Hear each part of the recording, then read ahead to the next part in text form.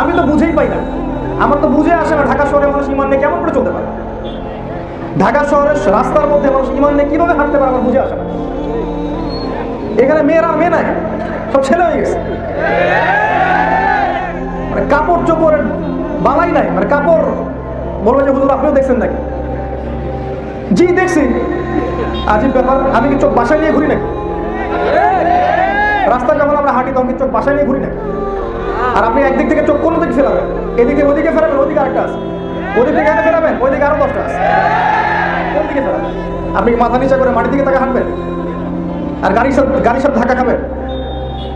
তাবিজ দেয়, তুমুক পানি পড়া দেয়, তুমুকের দরবারে এই পাওয়া যায় সেই পাওয়া যায়।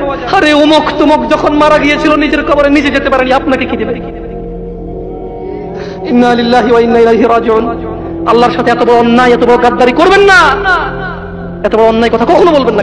কেউ কিছু দিতে পারে না, কেউ দিতে পারে বাস আল্লাহ। এই দেশের এমপির কাছে যাতে পিএস লাগে, আল্লাহর কাছে যাতে কোনো কিচ্ছু লাগে না, শুধু সৎ আমাল লাগে। কি লাগে? সৎ কর্ম লাগে, কোনো মানুষ লাগে না। আল্লাহ কাউকে ঠেকা দিয়ে রাখেনি, আল্লাহ কারো কাছে ঠিকাদারে দিয়ে রাখেনি যে তুমি মাধ্যম ছাড়া আমার কাছে কেউ আসতে পারবে না। আল্লাহ মানুষের এইখান চাইতে কাছে, আল্লাহ মানুষের কি এই এই এই গলার যে পশমটা, এটা চাইতে আল্লাহর কাছে মানুষের। ভুলেও বলবেন না যে আম্মা আমরা আপনাকে ভাগ করে নিলাম, আমার কাছে 2 দিন, ওর কাছে 2 দিন। এই কথা থেকে একবার তওবা করে ফিরে আসবেন। আম্মা আপনি আমার সাথে খাবেন, আব্বা আমার সাথে খাবে, ভাগনা ভাগ্নি আমার সাথে খাবে। যত মানুষ আমার বাপের আত্মীয় স্বজন আছে সবাই আমার কাছে খাবে। ঘোষণা দিন বরকত। এ কথা আমি বলিনি, এ কথা মুহাম্মদ সাল্লাল্লাহু আলাইহি ওয়াসাল্লাম বলছেন। বরকত ভিন্ন জিনিস, রুজি ভিন্ন জিনিস। হাত বেশি হলে বরকত বেশি হবে, এই কথাই ঠিক। অনেক মানুষ ওই ফলটা সুপারমার্কেটে যে ধরে চড়ে নেড়ে আবার রেখে দিয়ে চলে গেছে, নেয় নেই।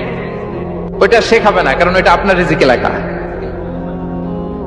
ওই ফল আপনি নিয়ে আসলেন, বাসায় অনেকে অ্যাপেল খাচ্ছে, কিন্তু ওই অ্যাপেলটা খাবে না, কারণ এটা কে খাবে? সুবহানাল্লাহ পড়তে পারলেন না মজা করে? আল্লাহু আকবার। আপনার জন্য যে রিজিক নির্ধারিত এটা আপনিই খাবেন। এর মধ্যে আপনি মরে যেতে পারতেন, বাসা থেকে অন্য কোথাও চলে যেতে পারতেন, কিন্তু না, মরবেনও না, অন্য কোথাও যাবেনও না ওইটা খাওয়ার আগে। This is the essence of risk, this is the essence of provision, sustenance. ইন্নাল্লাহা হুয়া রাজ্জাকু যুল কুওয়াতিল মাতিন। মায়ের পেটে থাকতে নির্ধারিত, ওই ফল কেউ টাচ করবে না up until you try it. This is risk. একজন আলেম একদিন বলেছিল, স্টেজে উঠে বলছে, দেখলাম, জানি না কোথায় পড়াশোনা করে আসছে, আল্লাহ ভালো জানেন। বইপত্র পড়লে আখলাক অর্জন হয় না ভাই, খালি বইপত্র পড়লে আখলাক অর্জন হয় না, আখলাক অর্জন হয় আল্লাহওয়ালা মানুষের সোহবতে। হয়তো বা সোহবত পায় না, এই জন্য আখলাক নাই। স্টেজে উঠে বলছে যে এর আগে যে বক্তব্য দিয়ে গেল, সে অমুক জায়গায়, একটা জায়গার নাম বললো, সঙ্গত করে নামটা বলছি না, অমুক জায়গায় তার বন্ধুর মায়ের সাথে জেনা করেছে। আমার কথা বললো, বন্ধুর মায়ের সাথে জেনা করেছে, আমার ব্যাপারে বললো এই কথাটা। এখন এই কথাটা অনলাইনে সে ছড়িয়ে দিল সবার সামনে। এখন যদি 1 লক্ষ মানুষ এটা দেখে থাকে, শুনে থাকে, তাহলে এই 1 লক্ষ মানুষের গুনাহ আর এই অপবাদ আর এই গীবতের ঋণ সে কিভাবে শোধ করতে পারবে? এটা কি সম্ভব?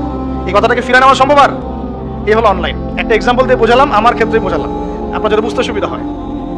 ওই যে আমি বলি, এটা মজা করে বলি, কষ্ট থেকেও বলি, একদম বৈশ্বিক পলিটিক্যাল সিস্টেম থেকে শুরু করে বাথরুমের টয়লেট পর্যন্ত সবকিছুই চলছে পশ্চিমা আদর্শ। এখন সবকিছু, এভরিথিং এভরিথিং, একদম বাথরুমের কমোড পর্যন্ত। এখন তো কমোড উঠাই দিছে, এখন সামনে একটা বালতি রেখে দেয় গামলার মতো, এখানেই পেশাব করতে হবে। দেখেন নাই মনে হয় আপনারা, দেখবেন অচিরে এগুলো আসতেছে সামনে, দাঁড়ায় দাঁড়ায়, বসার কোনো সুযোগ নাই। আর সবগুলো মাপ সমান। কারো হাইট যদি 6 ফুট, কারো 5 ফুট হয়, তখন কি হবে? অ্যাডজাস্ট করতে হবে ধরে ধরে, তখন নাকি? যুবকরা বুঝতে পারছে, তখন কাউকে লম্বা হতে হবে, কাউকে খাটো হতে হবে, মাপ তো সমান। আর সবার মাপ যদি সমান না হয়, এমন কি হবে? আল্লাহ পাক বোঝার তৌফিক দান।